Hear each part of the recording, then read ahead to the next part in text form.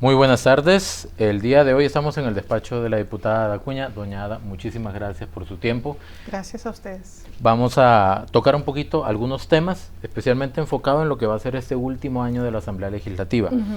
Primero que todo, me gustaría destacar un poquito la preparación suya, que me llamó la atención cuando estaba revisando su currículum, no ahorita, sino ya hace un tiempo, y es que usted es profesional en artes dramáticas, en administración educativa, también tiene una licenciatura, y es máster en administración de proyectos, en producción de espectáculos también tiene especialidad, y riesgos asociados a grandes concentraciones humanas.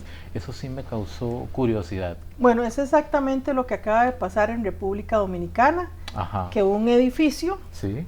colapsa, cae todo el techo y mata a un montón de gente.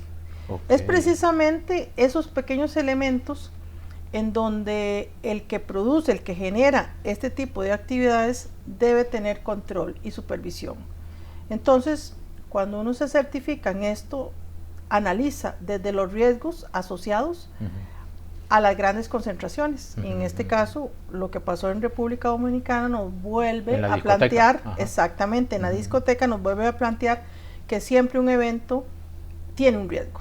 Y eso es mi forma ya casi que de trabajar en cualquier cosa. Siempre hago un análisis de riesgo en todo sentido. Ok, muy bien, doña Ada. Y me llama la atención que su formación es bastante complementaria en todos esos ámbitos.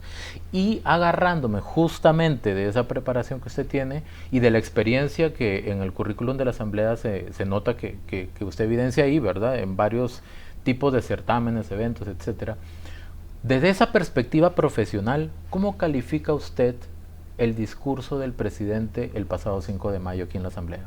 Bueno, realmente son 2 días para explicarle a la población en el cual por reglamento legislativo y por constitución política se tiene que analizar el informe de labores de la administración, en este caso Chávez Robles. Tenemos el día martes y el día miércoles que no hubo quórum, lamentablemente, y hoy vamos a continuar con esa discusión. ¿Qué es lo que se le plantea a la población y al país? Es un informe de labores donde se analiza los avances que ha presentado este gobierno. Pero el análisis que nosotros hacemos, al menos con el primer día, y es importante que lo vean ustedes también costarricenses, es que para que uno pueda tener un criterio, primero, perdón, lo tengo que decir, ¿sí? Hay que leerse el informe. Okay. Hay que leerse el informe.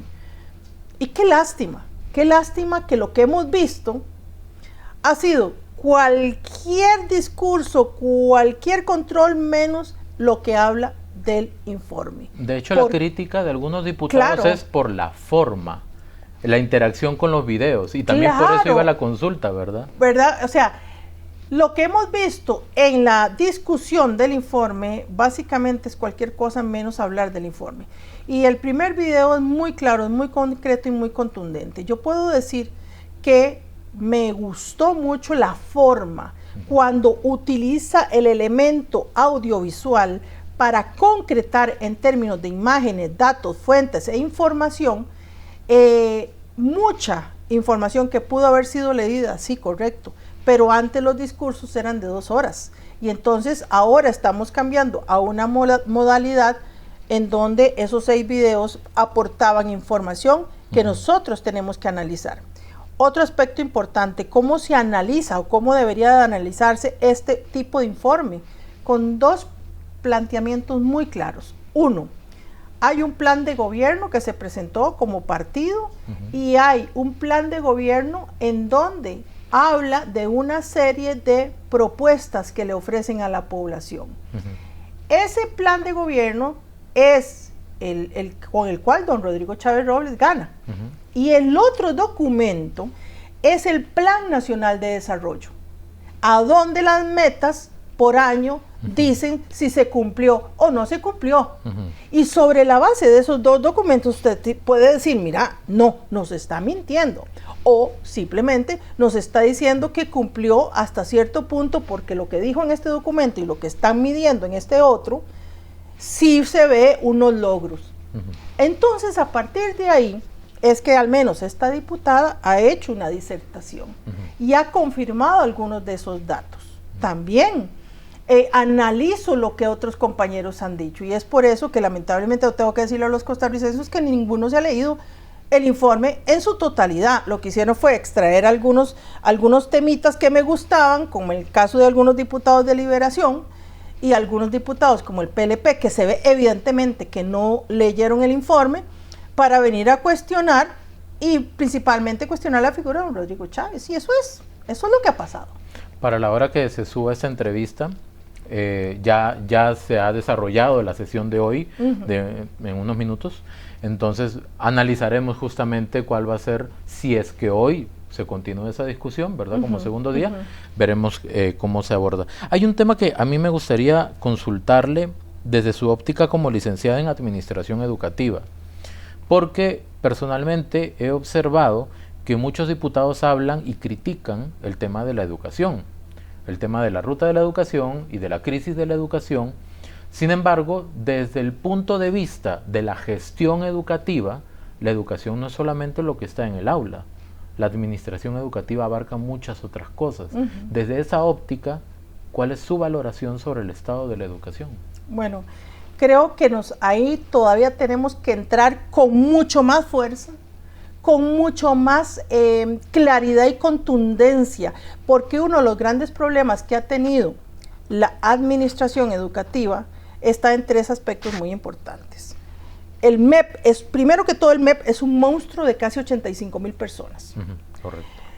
Problemas presentados en este gobierno, la fórmula de pago para que podamos implementar la ley de empleo público. Entonces, cuando usted trata de pasar a esta cantidad de personas a la ley de empleo público, tenés una serie de variables que son las que alimentan el salario de esa persona. Esto ha sido técnicamente muy complejo.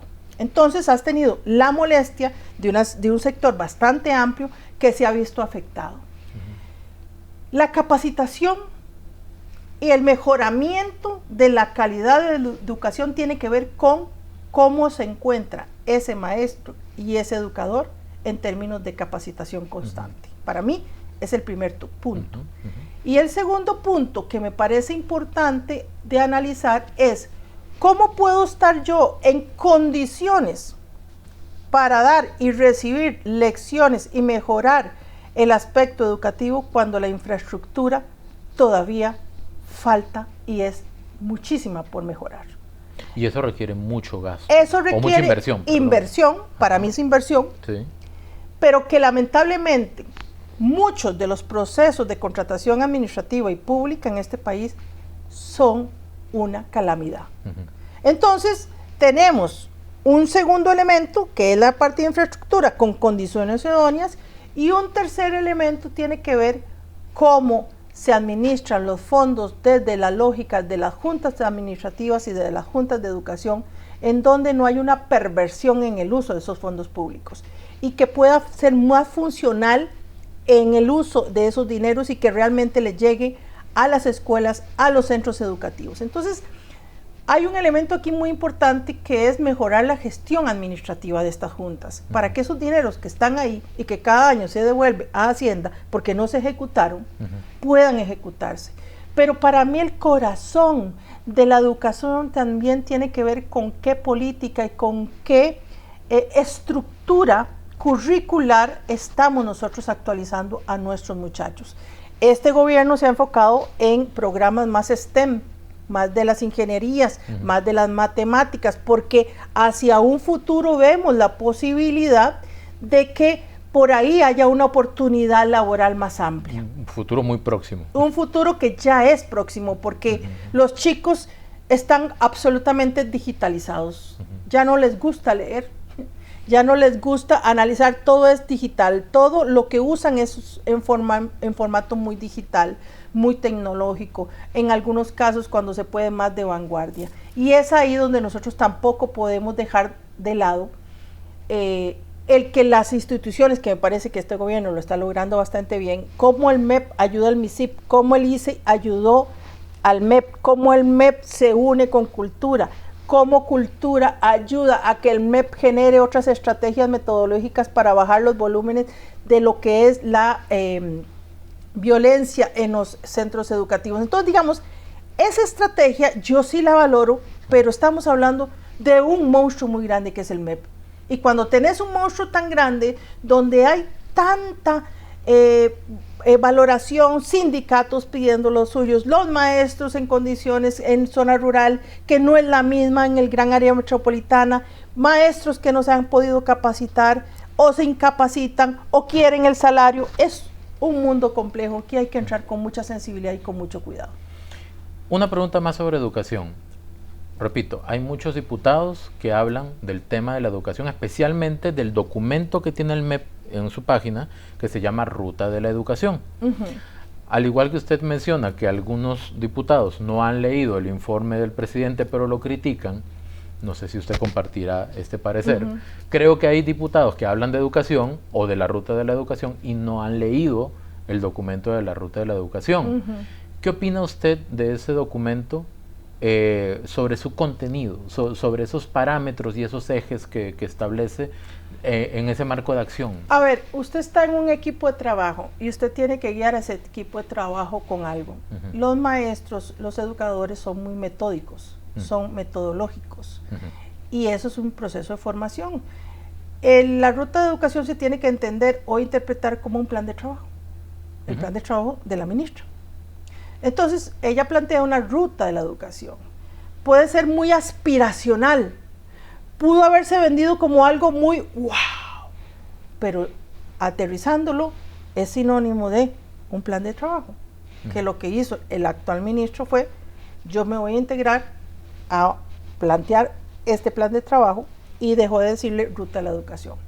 Y vea qué interesante, solo hizo un movimiento, se integró como parte del Consejo Universitario, como miembro del Consejo Universitario. Si estamos hablando del MEP, estamos hablando de las universidades, no debería de haber un divorcio. ¿Por qué? Porque esos son procesos y procedimientos, metodologías que todos debemos de unir para mejorar la educación. Eso para mí es aplicar realmente lo que es la ruta de la educación a cosas prácticas concretas. Doña Ada, este último año se prevé va a ser muy duro, más duro que los primeros 3. Lamentablemente, y lo digo porque de alguna manera eso va a impactar también en la población, ¿verdad? Y lo que uno observa es que en las diferentes fracciones como que se le asigna una misión a cada diputado, ¿verdad? Entonces ya uno ve a doña Paola Nájera enfocada en el tema del fiscal, por ejemplo, doña Pilar haciendo ese nexo, usted con los temas de cultura, con los temas de hacendarios, creo que, ¿verdad? ¿Cuál va a ser su misión, sus proyectos, sus prioridades para este último año? Bueno, yo tengo 2 prioridades, y una siempre ha sido la constante, que es el sector cultura del cual yo vengo. Yo tengo una formación sociocultural, dentro de eso está inserto la parte educativa. Yo por 3 años he estado en la Comisión de Hacendarios, muy claro y muy contundente cómo se manejan los presupuestos públicos, y eso me ha permitido a mí seguir valorando el uso y la eficiencia de los mismos, que es una premisa de este gobierno. Vamos a dar tanto dinero, pero úselo bien, porque no tenemos tanto dinero. Y eso a mí me ha gustado, porque aunque algunos lo han criticado, yo sí tengo que decir que el orden en instituciones como el IMAS ha sido muy interesante. Y es que antes se repartían las becas, los apoyos, y no se revisaba quiénes estaban recibiendo ese dinero. Y entonces mucha gente se reía y decía, oye, yo tengo una beca, tal cosa, pero yo no la ocupo. Yo creo que este gobierno lo que ha hecho es decir, revisen sus presupuestos, vean cómo lo están usando para que realmente le llegue a esos niños o a esas mujeres o a esas familias que realmente lo ocupan. Una disciplina contable. Una disciplina, pero también una función social, que es el dinero, que debe llegarle a esa familia que efectivamente lo necesita, porque son muchos miembros. A mí esa parte me parece importante, y por eso he tratado de tener un equilibrio de lectura, de interpretación del uso de los presupuestos públicos con sensibilidad social, y para mí eso es importante. Entonces, hay proyectos de ley que aquí vienen nada más, presentados muchos por el Frente Amplio, démosle esto a la gente porque lo necesita. Señor, ¿de dónde sacamos la plata? Cuando tenemos una deuda pública muy alta, de casi el 60%. Entonces, eso es la lectura que yo me llevo de Hacienda. Ahora, ¿para dónde voy? Voy para la Comisión de Sociales, donde lamentablemente nuestra representación, que es la presidenta del partido, doña Luz Mari Alpizar, no nos informa de qué es lo que está pasando. Y entonces por ahí nos están metiendo algunos golcitos de proyectos muy importantes que lamentablemente cuando ya llegan maduros a la Asamblea Legislativa, al plenario. Ahí es donde voy y mi enfoque va a ser sociocultural. ¿Usted va en lugar de doña Luz Mari? Voy en lugar, no sabemos porque la definición final la hace el presidente de la Asamblea Legislativa. Nosotros hacemos una terna, pero de fijo, por parte de la fracción, yo voy para la Comisión de Sociales. Y ahí hay muchos temas que analizar, mucha situación que la gente llega y clama de que se analice. Y uno de los temas que estamos viendo que está en estos momentos con el corazón muy fuerte y latiendo muy duro, es el asunto del robo. Pero también analizando lo que es la Caja Costarricense del Seguro Social, lo que está pasando con nuestros adultos mayores, por ejemplo, nos dicen que más o menos están dejando entre 30 y 35 adultos mayores al año abandonados en los centros hospitalarios. La gente no quiere asumir nuestros adultos mayores. Y eso se puede agravar a corto plazo. Exactamente. También, como parte de la dinámica de este despacho, hemos estado atendiendo situaciones del mismo PANI. Aunque sean temas que yo, por las comisiones en las que he estado, no he tocado. Pero ahora en esta comisión sí me va a tocar verlo directamente. Y eso no quiere decir que no tenga experiencia, ¿no? Yo vengo de un sector en el cual uno toca todos estos temas y tiene esa sensibilidad. Por lo tanto, voy a verlo no con la rigidez, sino con el cuidado de las finanzas públicas, pero con sensibilidad social, que eso es diferente. Hay que saberle hablar a la gente y decirle, tenemos que cuidar la platita, no la desperdicie, tenga cuidado. Y así hay muchas instituciones que lo que han venido haciendo es ordenando la casa. Y a mí me parece que eso sí es muy valioso. Y en temas de cultura, usted ha abanderado el tema de la importancia de trabajar y ponerle atención al tema de cultura. Ya este es la última recta, ¿verdad? El último año. ¿Qué quisiera concretar, qué quisiera impulsar, digamos, para que quede ya como un legado o como un inicio al menos de algo en ese tema? Principalmente el enfoque viene en varios proyectos. Ya estamos trabajando en dos que tiene que ver con el fortalecimiento de las artes escénicas y ahí estamos hablando de varias artes, no solamente el teatro, la danza, la música, todo esto son artes escénicas y sino también lo que es la industria. En esto también hemos presentado un proyecto de ley que es para bajar la regulación a lo que son eventos masivos, y eventos masivos definimos como eventos masivos más de 1000 personas. ¿Por qué? Porque ahora a cualquier turno le piden de todo permiso, y entonces están matando ese tejido práctico y social que tenía la gente para hacer de sus actividades una oportunidad para generar infraestructura, para generar iniciativas propias de las comunidades, y todo eso después de la pandemia vino a matar. Pusieron más trabas, pusieron más situaciones que en donde la gente lo que hacía era la oportunidad de generar algunas actividades sociales, y entonces la gente aportaba dinero y podían hacer la iglesia, aportaban dinero y podían mejorar. También tenemos un proyecto de ley que va a ver con algunos aspectos de infraestructura educativa, y estamos en eso, en donde consideramos que podríamos hacer un cambio cualitativo con algunos proyectos de ley.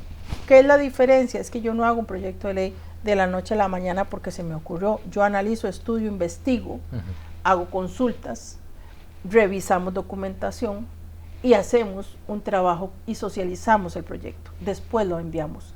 Y para mí eso es tremendamente importante, porque si no es un proyecto de escritorio, y la verdad que a mí eso me parece que no es lo más recomendable. Para cerrar el tema de cultura, de repente se visualiza el tema de cultura únicamente como el estímulo de ciertas actividades artísticas, pero corríjame si estoy equivocado, la cultura no solamente estimula el arraigo con la cultura como tal, ¿verdad?, con el origen, sino que también sirve para desarrollar habilidades sociales o las habilidades blandas, digamos. Pertenencia, patrimonio, patrimonio inmaterial, patrimonio material arquitectónico. Estamos cada vez perdiendo nuestros edificios maravillosos que nos cuentan una historia, es memoria colectiva, es participación democrática, es el elemento juventud también, y cómo la juventud también es importante que en su proceso de formación tenga estos elementos de importancia e identidad, y por lo tanto la cultura es para mí un motor y una sombrilla para cuidar un país. Entonces hablamos, cuando unimos eso, hablamos de cultura y de paz. ¿Y qué es lo que está pasando en las calles? Que estamos perdiendo la cultura de paz. Y esa cultura de paz que nos dio origen a una Costa Rica solidaria, ya no la estamos viendo.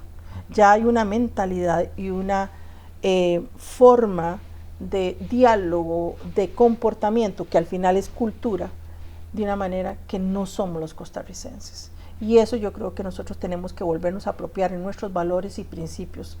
Y así nace Costa Rica. Entonces, creo que estamos perdiendo ese foco tan importante. Por eso mi lucha en que aquí se genere una comisión especial de cultura, porque todos nuestros proyectos, ¿sabe dónde terminan? O en jurídicos, o en sociales, o los mandémoslos a tal lado, no sé, mandemos este proyecto tal vez a municipales o a gobernación. No existe ni conciencia, ni mucho menos, pero existe una comisión de honores y todo el mundo la critica, porque ¿para qué existe una comisión de honores? Para hacer benemeritazgos. Entonces, cuando un diputado no tiene proyecto, lo que hace es que se inventa un benemeritazgo.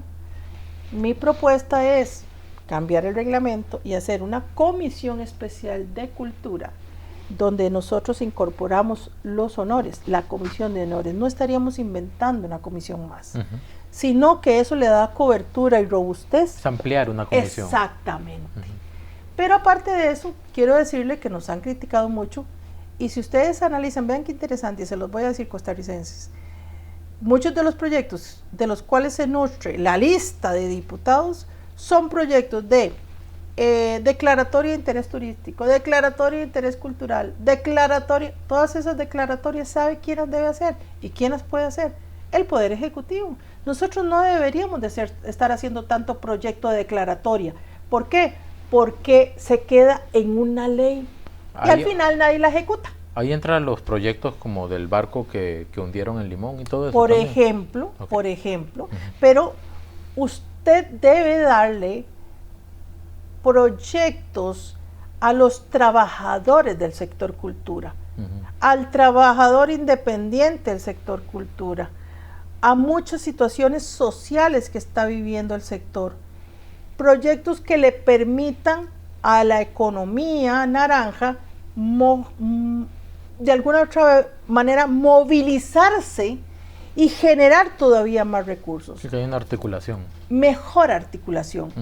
Cuando pasó la pandemia, nosotros perdimos cualquier cantidad de gente en las comunidades que tocaban marimba, que tocaban el quijongo, que hacían sus actividades en las comunidades y tenían su grupo de música. Pasó casi 1 año y medio y ellos tuvieron que vender sus instrumentos, sus marimbas, y todo eso se perdió.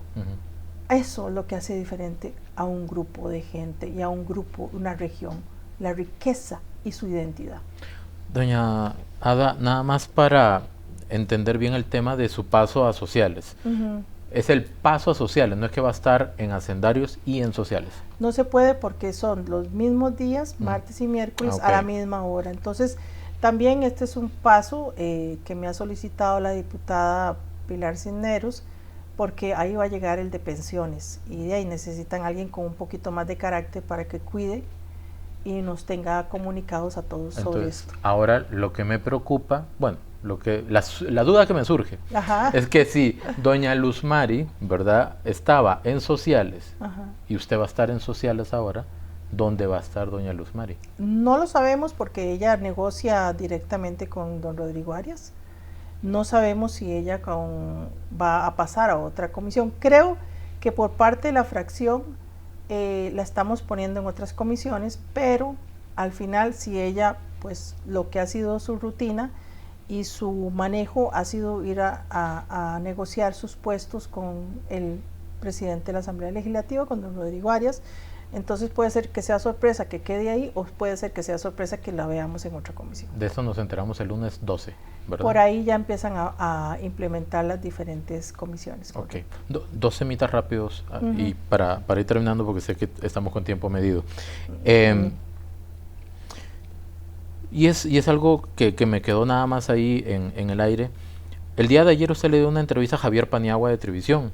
Ajá. Y usted le comentaba a Javier Paniagua que mientras el presidente da su discurso, nos regresamos al discurso, mientras el presidente de la República da su discurso aquí el día 5 de mayo, le van construyendo el discurso de respuesta a Rodrigo Arias, al presidente de la Asamblea Legislativa. ¿Cómo es esa dinámica? Porque a mí sí me quedó como la duda.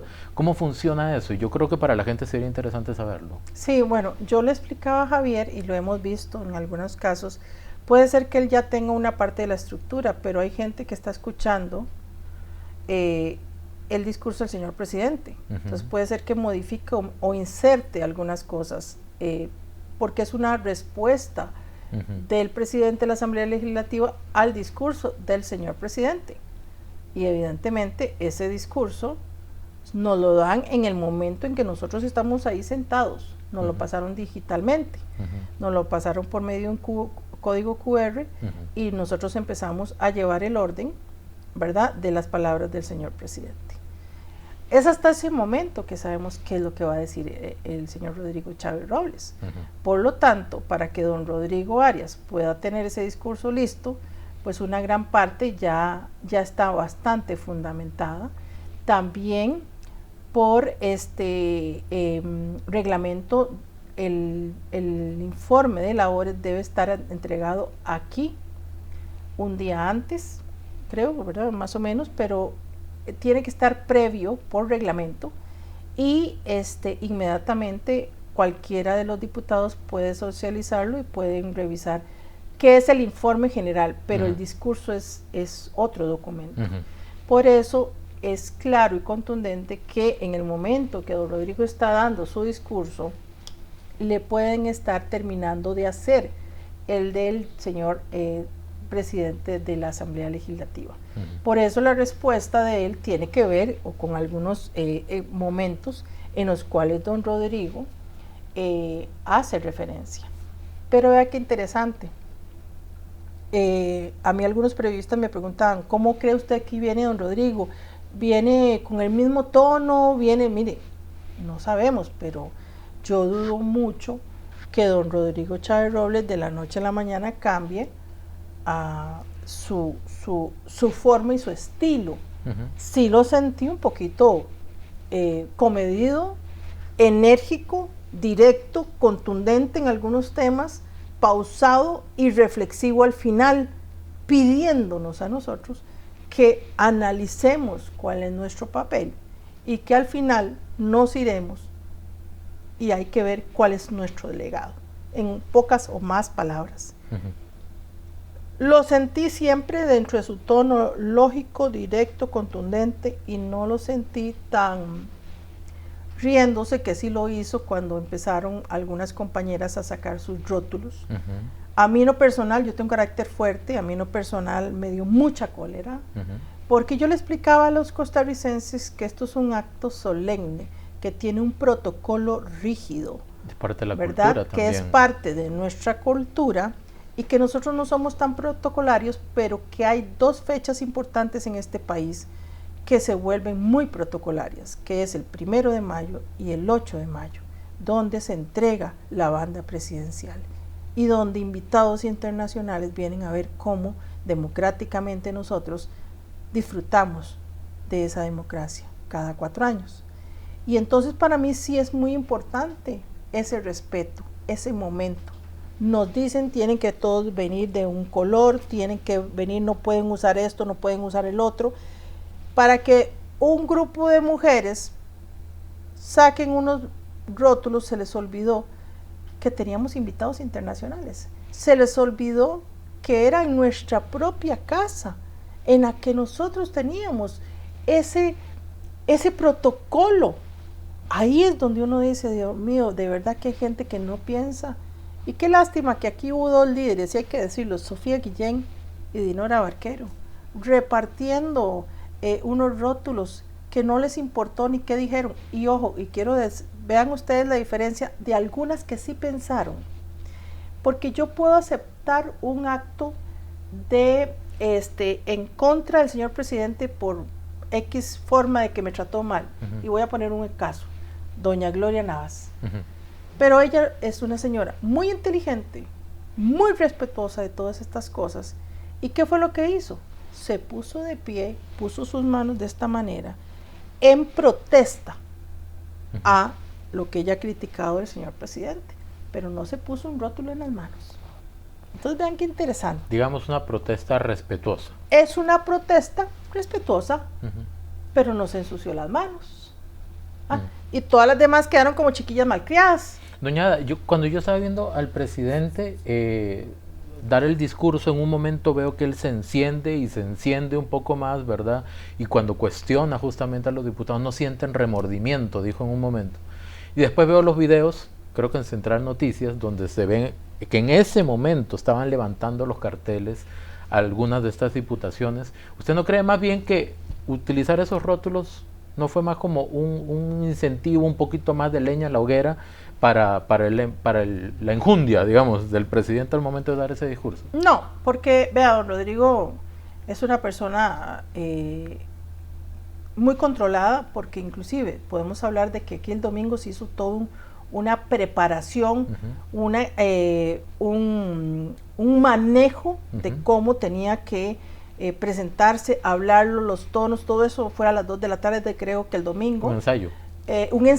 Pero hay un ensayo en todo sentido, ¿verdad? No solamente técnico, sino de cómo hablar y qué decir. Y creo que es muy estratégico, porque a mí precisamente, por eso me gustaron los videos, le haría 2 o 3 cambios.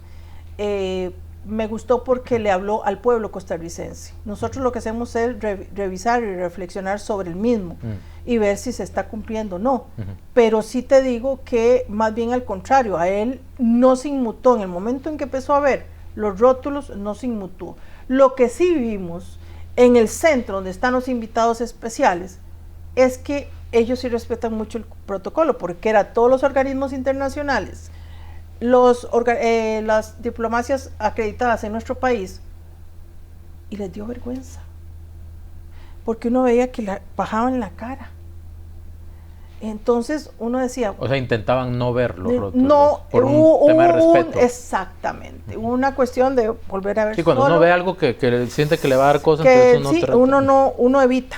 Y eso fue lo que yo vi, porque eso fue lo que más me molestó a mí, que se les olvidó que esto no era una plaza pública allá afuera, no era una marcha de estudiantes, era un acto protocolario solemne, y que aquí está representado no solamente los cuerpos diplomáticos, sino la prensa internacional, cuando un discurso de esta magnitud sale. Y entonces, si lo que creyeron es que iba a afectar la imagen de don Rodrigo, él lo que hizo fue reírse un poquito y dijo, vayan y les presentan los rótulos a la gente de afuera, a ver qué les dicen. Porque precisamente don Rodrigo tiene esa ventaja, y es que sabe que lo que está diciendo se está diciendo no a 57 diputados, sino al pueblo. Y eso me parece muy valioso. Un elemento importantísimo es cómo sintetizó en los videos los logros.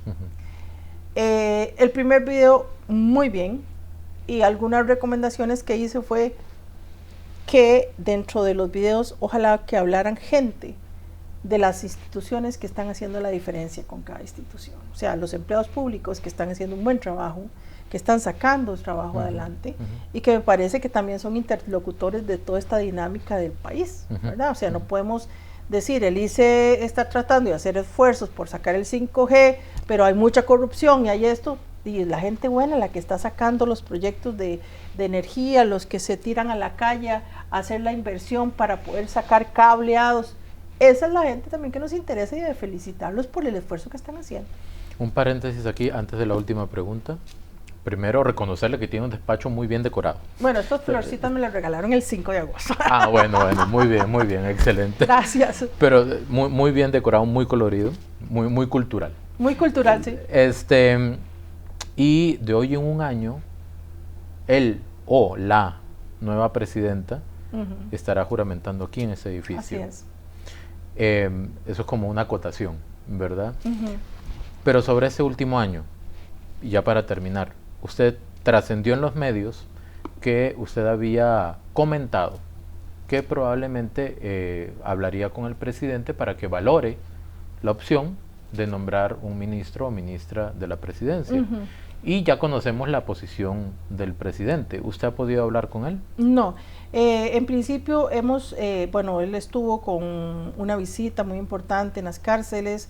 Nosotros estamos aquí también con otros horarios completamente diferentes, pero creo que más adelante en estos días estaríamos y se ha convocado, se ha planteado una reunión mensual con él. Entonces en ese momento estamos aprovechando de que podríamos estarle diciendo, yo podría hacerlo de manera escrita, pero a mí me gusta hablar con el señor presidente y decirle mi punto de vista. Yo creo que con que yo le diga mi punto de vista, ni pierde él ni pierdo yo. ¿Cuál es mi objetivo? Mi objetivo es que nosotros, es el año más duro, es el año donde nosotros tenemos que valorar cuáles son los proyectos que vamos a defender sí o sí, a morir, y a veces nos falta aquí tiempo, nos va a faltar muchísimo, porque ya tenemos casi que asegurado un no por ser o gobierno o diputados oficialistas, y eso es la lucha que nosotros vamos a tener. Yo lo que veo en una figura de ministro de la presidencia es una persona que venga a hablar uno a uno con los diputados, que puedan en una comisión sacar rápido un proyecto. Está el viceministro, muy bien, haciendo su trabajo, muy bien, pero yo creo que a veces esa figura puede soltar tal vez los nudos que a veces se hacen aquí de forma natural. Sí, usted dice alguien más en el equipo. Alguien más, ¿verdad?, en el equipo. Porque ustedes tienen un límite. Bueno, sí, mire, y a veces esa llamada, y lo hizo Natalia Díaz en su momento, era una llamada, don Rodrigo, mire, es que dice fulanito de tal que si usted entonces, mire, fulanito dice don Rodrigo que sí, que claro, que con mucho gusto, ¿verdad? Esa conversación y saber que ahí, mira, ahorita, ese ritmo y esa situación de tira y encoge, eso requiere tiempo, eso requiere oportunidad. Jornadas 4.3 es una oportunidad para trabajo para mucha gente. ¿Por qué le estamos limitando a la gente? Cruzitas es un lugar en estos momentos que puede ser tierra a nadie y morir gente porque se están llevando el oro y los ticos quieren una oportunidad.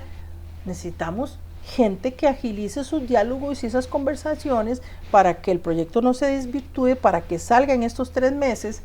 ¿Y cuáles son los proyectos más importantes? Tenemos otro de Proeri 2, que es casi para puentes y carreteras para Limón y para el cantón más pobre de la ciudad de Heredia, que es Sarapiquí. Entonces yo soy la primera en estar aplaudiendo que me saquen ese proyecto, pero ¿qué pasa? Que aquí hay egos muy grandes, y lo tengo que decir, costarricenses, aquí unos egos que dicen, no, si a mí no me buscan, yo no ayudo, no, si a mí tal cosa, entonces se les olvidó que para qué estamos aquí. Realmente, en ese sentido, y de corazón, puedo decir que me parece que una voz más no nos va a quedar mal. Y doña, yo le entiendo perfectamente todo lo que usted dice, está totalmente articulado el argumento, y también entiendo la posición del presidente, y el presidente lo ha dicho, que ya ha sido expresa la decisión o la postura de que aquí no hay tierra fértil para algunas cosas. ¿Qué cree que pueda suceder al final? Bueno, yo lo que le diría a don Rodrigo las dos posiciones, sí, claro, tienen su... Yo lo que le digo a don Rodrigo es, si usted no quiere que hable con don Rodrigo Arias, no lo haga. Pero hay 56 votos que hay que pelear. Hay 56 votos. ¿Y qué complicado que haya que pelearlos? Cuando es para el beneficio del país, a mí me parece terrible. Porque yo, ese siendo presidenta del directorio, digo, señores, poder ejecutivo, ¿cuáles son sus 5 proyectos estratégicos? 5 proyectos país, ¿cuáles son? Este y este, perfecto. Vamos a ponerlos en la agenda de una vez. Y los empezamos a mover porque son proyectos país donde todos deberíamos de estar con el mismo criterio. Pero aquí no. Aquí primero se plantean los proyectos o personales o de grupos o sectores, como el colegio del sindicato de especialistas, que querían a fuerza meter un proyecto, o como este que pasó, el del OIJ, que ya la sala cuarta y algunos magistrados están diciendo que puede ser inconstitucional, sin ningún parámetro económico auditado que nos diga a nosotros esto va o no va. Entonces vean cómo vienen grupos de poder a decir sáqueme este proyecto, y los demás se quedan durmiendo el sueño de los justos.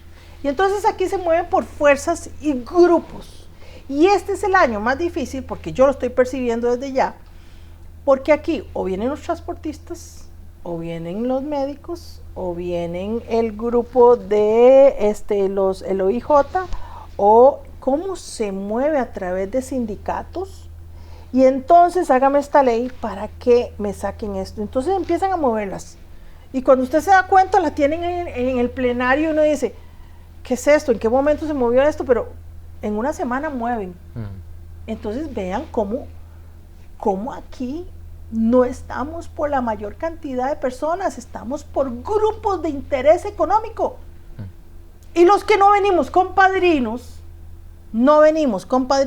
ni nunca los hemos tenido, gracias a Dios.